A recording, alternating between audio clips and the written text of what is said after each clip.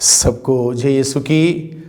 प्रभु क्रिस्त में प्यारे भाइयों बहनों, चालीसे की काल के आज 28वें दिन में हम सभी हैं। मार्च की 21 तारीख मंगलवार आज का दिन है और आज के दिन में और एक नया विषय को लेकर मैं आप सभी लोगों के साथ शेयर करना चाहता हूं। आप सभी लोगों के साथ मिलकर मनन चिंतन करना चाहता हूं, क्योंकि मैं समझता हूं ये विषय जब हम इस पर मनन चिंतन करेंगे बहुत सारी बातें प्रभु हमें बताएंगे और हमारे व्यक्तिगत जीवन में सुधार और परिवर्तन लाने के लिए प्रभु हमें आशीष देगा। तो आज का विषय है, मैंने लिया है आज के सुसमाचार संत योहन का सुसमाचार अध्याय 5 पद संख्या 1 से 16 का प्रसंग है। उसमें हम सुनते हैं एक व्यक्ति जो 38 साल से बीमार था और वह बेथसाइदा के जल कुंड के पास पड़ा हुआ था। तो मेरा विषय है 38 साल से वो क्यों चंगा नहीं हुआ। 38 साल से वो चंगा क्यों नहीं हुआ। हमने इस बारे में बहुत बार मनन चिंतन किया होगा। बेथसाइदा के जल कुंड के पास 38 साल से व्यक्ति पड़ा हुआ था और वह बीमार था, बहुत उसकी हालत खराब थी और वो कुंड तक नहीं पहुंच पाया और कुंड पर उतरने से पहले और कोई उतर जाता था और वो रह गया और इस प्रकार से उसकी आधी ज़िंदगी खत्म हुई। 38 साल बेकार हुए और 38 साल के बाद यीशु वहाँ पर आए और यीशु ने कहा उठो, अपनी चारपाई उठा के चलो अपने घर। तुरंत उठ गया और घर चला गया और ठीक हुआ। तो 38 साल क्यों उसको लगे, 38 साल उसको क्यों लगे कि वो ठीक नहीं हो पाया। इस बात पर हम लोग मनन चिंतन करेंगे।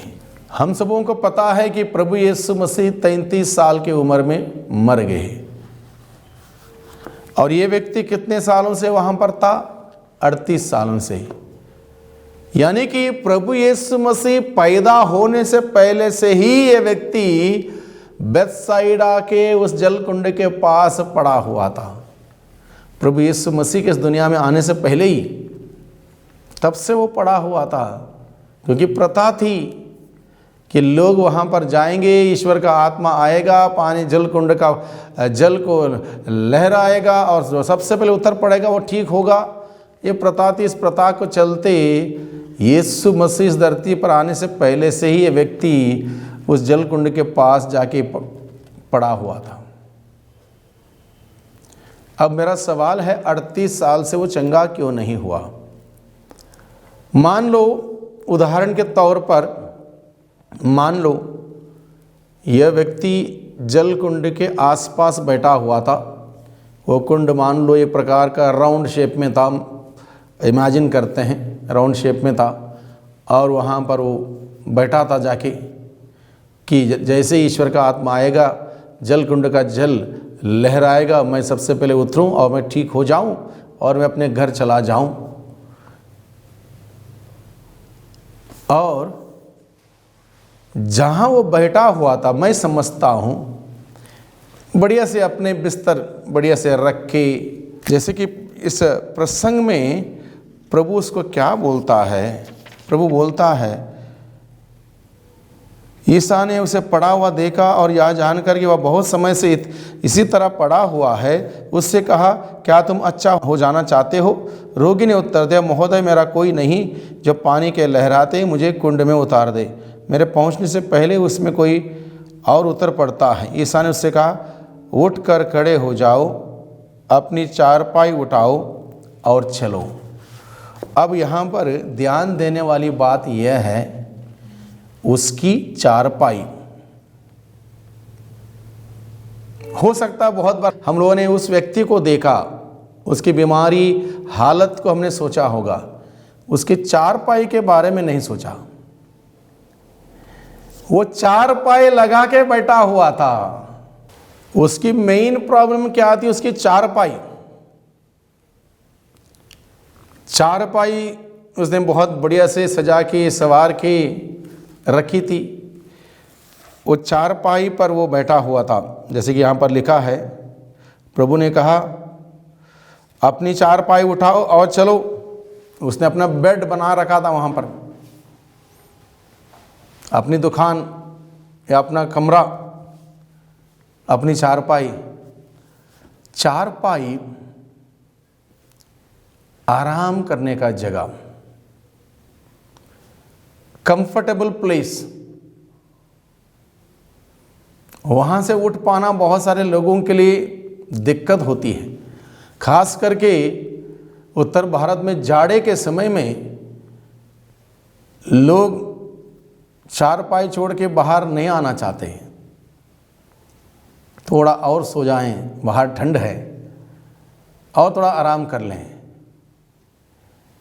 दूसरी बात ये भी है, शरीर दुर्बल है, और दुर्बलता में भरा हुआ शरीर आलस्यपन से भी भर जाता है।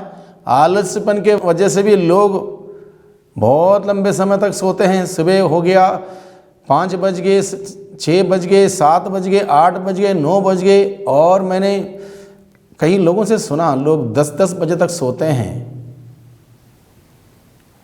चारपाई छोड़ पाना लोगों के लिए कठिन है। वो चारपाई छोड़ पाना जिसके लिए कठिन है, उसके जीवन में ज़्यादा कुछ कामयाबी नहीं आती, चाहे वो पढ़ने वाले बच्चे हो, चाहे वो काम करने वाला व्यक्ति हो। मान लो पढ़ने वाला बच्चा अगर 8 बजे तक सोता रहे, वो होमवर्क नहीं कर पाएगा, स्कूल में पढ़ाई में आगे नहीं बढ़ पाएगा। दिहाड़ी करने वाला व्यक्ति 8 बजे तक 9 बजे तक सोता रहे, क्या दिहाड़ी करेगा? कौन दिहाड़ी देगा उसको? यानी कि चारपाई जिसको छोड़ने के लिए दिक्कत है, उसके जीवन में समस्या ही समस्या है, प्रॉब्लम ही प्रॉब्लम है। और इस व्यक्ति की प्रॉब्लम थी चारपाई। मान लो जिस दिन वो गया, उसके 2-4 दिन हो सकता जल कुंड का पानी नहीं लहराया होगा आत्मा ने। चलो अपने सेटलमेंट उसने कर दिया, बिस्तर वगैरह सही कंफर्टेबली रखा। तो जिस दिन ईश्वर का आत्मा आया और जल कुंड को लहराया, मान लो उस दिन अपने चारपाई से नीचे उतरा, जल कुंड की ओर बढ़ गया। जब तक वो पहुंचता, उससे पहले और कोई पहुंच गया, इसका नंबर कट गया। तो मान लो अपने बिस्तर से उसने 2-4 कदम लिए, मान लो। अब जहां वो पहुंचा है वो जगह कंफर्टेबल नहीं है, वो उसका बिस्तर नहीं है, वहां वो सो नहीं सकता, वहां ठंडा है। लौट के आता है वापस, कहां? अपने चारपाई में, अपनी चारपाई में लौट के आता है, यहां आराम करता है। चलो पहला चांस निकल गया, दूसरा चांस आ गया, फिर भाग पड़ा, दौड़ पड़ा, या जैसे चल पड़ा। इस बार मान लो 8 कदम लिए, मान लो, और 8 कदम रह गए, या 10 कदम रह गए, 8 कदम आ गया, तब तक और कोई उतर गया, इसका नंबर नहीं आया। तो फिर वहां पर नहीं रहेगा ये, क्योंकि जगह ठंडा है, वहां आराम नहीं कर सकता, वो जगह में कंफर्ट नहीं है, सुविधा नहीं है वहां पर। धीरे से लौट के आता है, कहां? अपनी चारपाई में। और इस प्रकार से सिलसिला चलता है, कब तक? 38 साल तक। 38 साल तक यह सिलसिला चलता है। ईश्वर का आत्मा आके लहराता है उस जल कुंड के जल को, उसमें पहुंचने से पहले दूसरा कोई पहुंच जाता है। ये 2 कदम या 4 कदम या 8 कदम या 10 कदम या 12 कदम पहुंचता है, वहां तक पहुंचते पहुंचते और कोई पहुंच जाता है, उसके बाद वो वापस लौट के आता है। अगर मान लो पहली बार उसने 4 कदम लिए थे, थोड़ी दिक्कत, थोड़ी समस्या, थोड़ी प्रॉब्लम, थोड़ी असुविधा थी, वहीं पर खड़ा रहता, थोड़ा सहन करता, थोड़ा झेल लेता, थोड़ी परेशानी उठाता, थोड़ी दिक्कतों का सामना करता, थोड़ा बहुत तपस्या करता, थोड़ा बहुत दिक्कतों का सामना करता और वहीं पर डटा रहता, 4 दिन के बाद जब दोबारा पानी लहरा था ईश्वर का आत्मा, तो इस बार उसने 8 कदम लिए, मान लो 8 और 4 12 कदम होते, और वहीं पर रहता दूसरी बार 12 कदम पर। उसके बाद सिर्फ कुल मिला के 8 कदम बचे हैं। तो अगली बार फिर वहाँ से और 4 कदम आगे बढ़ता, तो 16वें कदम में रहता। उसके बाद और अगली बार में 4 कदम और लेता और 20वें कदम में पहुँचता और सबसे पहले उतर पड़ता। 1 महीने के अंदर, मैक्सिमम 1 महीने के अंदर ठीक होके घर जाता।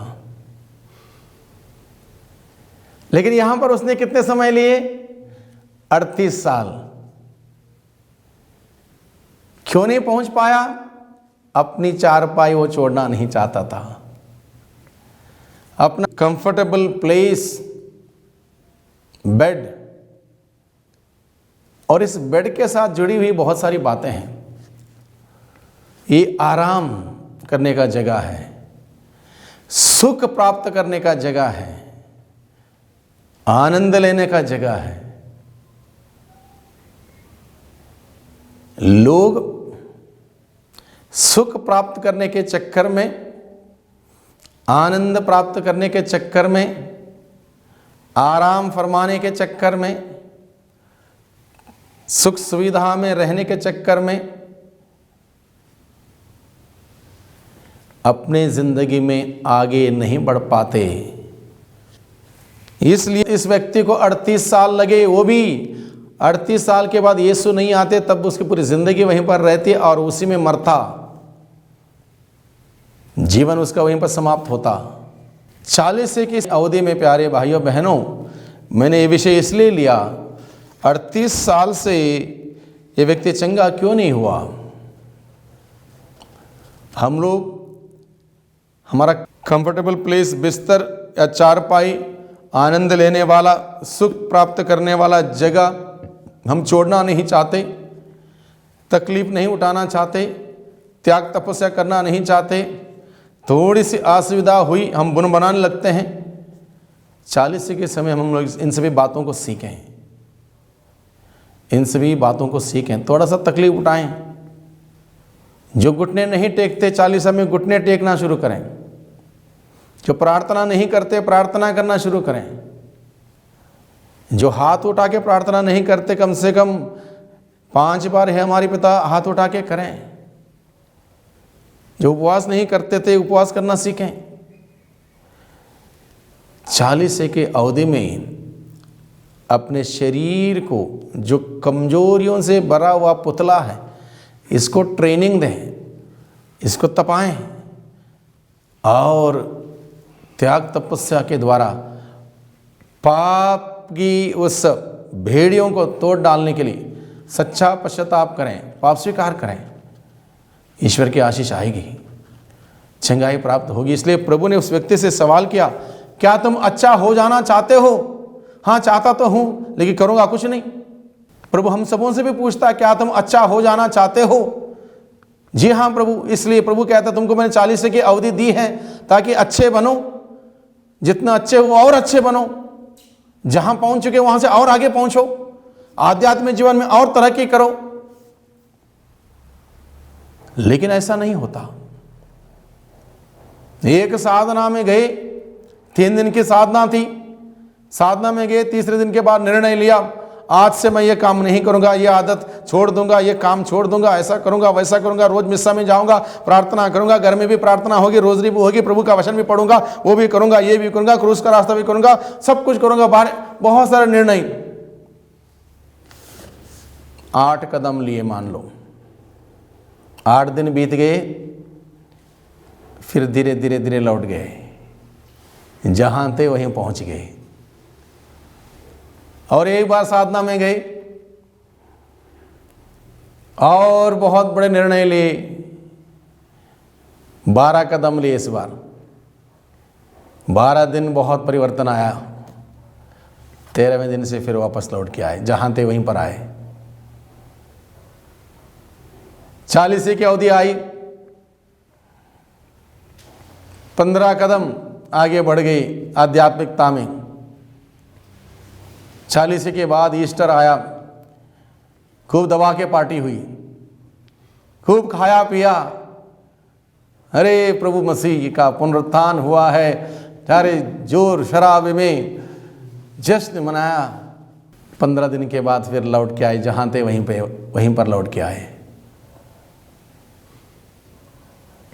इस व्यक्ति की 38 साल की कहानी सुन के हमारे मन में सवाल आता है, 38 साल वो क्या कर रहा था, क्यों नहीं ठीक हो रहा था? आज हम पूछें अपने आप से,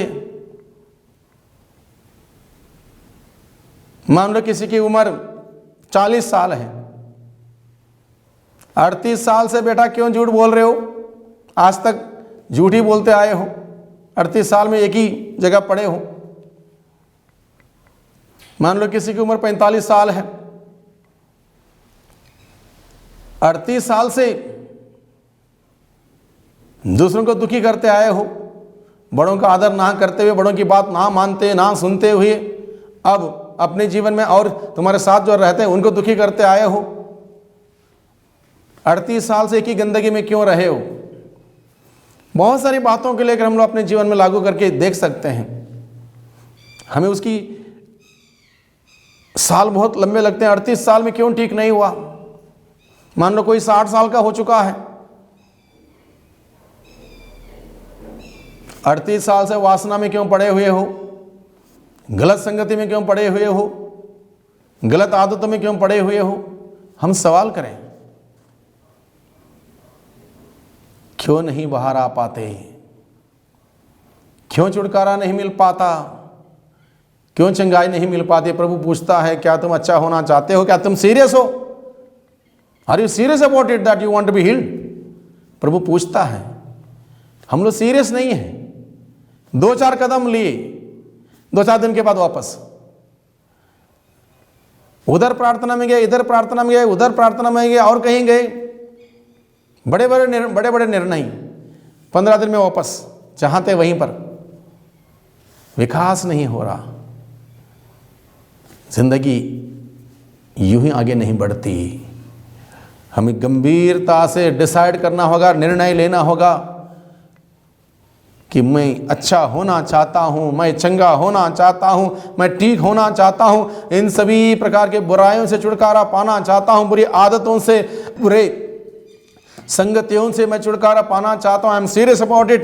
जब आप सीरियस होंगे तब काम होगा।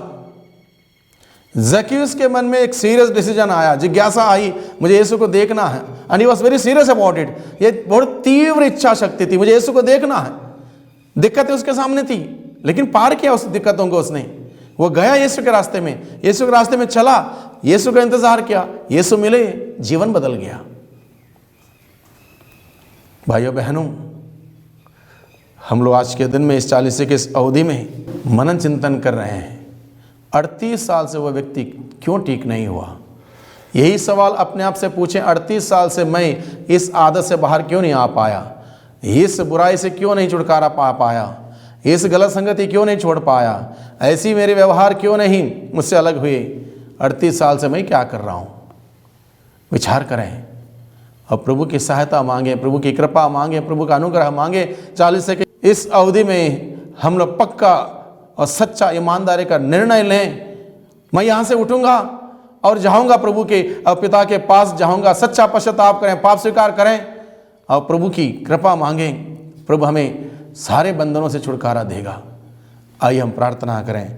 सर्वशक्तिमान पिता परमेश्वर, धन्यवाद इतिहास के दिन में प्रभु आपने अपनी जीवंत वचनों के साथ हम सबों से बातें की। 38 साल से वो व्यक्ति बेथसाइदा के जलकुंड के पास पड़ा हुआ था, क्यों ठीक नहीं हुआ? उसके उदाहरण के द्वारा प्रभु आपने हम सबों के बहुत सारे जीवन के हमारे पापमय आदतों को, संगतियों के विचारों को हमारे सामने रखते हुए हम सबों को मनन चिंतन करने के लिए आपने बुलाया। हम आपको धन्यवाद देते हैं प्यारे प्रभु जी। हमें हिम्मत और साहस दे कि हम बुरी बीमारी से, बुरी आदतों से, बुरे संगति से छुटकारा पाने के लिए एक गंभीर निर्णय लेते हुए इस 40 की अवधि में सच्चे पश्चाताप के साथ, एक अच्छे पाप स्वीकार के साथ आपके पास लौट के आ सकें और दोबारा इस बुराई में वापस ना आ सकें, बल्कि प्रभु आपके संगति में, आपके उपस्थिति में पवित्र जीवन बिताने वाले हम सभी बन सकें। दुआ करते हैं उद्धारकर्ता यीशु मसीह के नाम से, आमीन।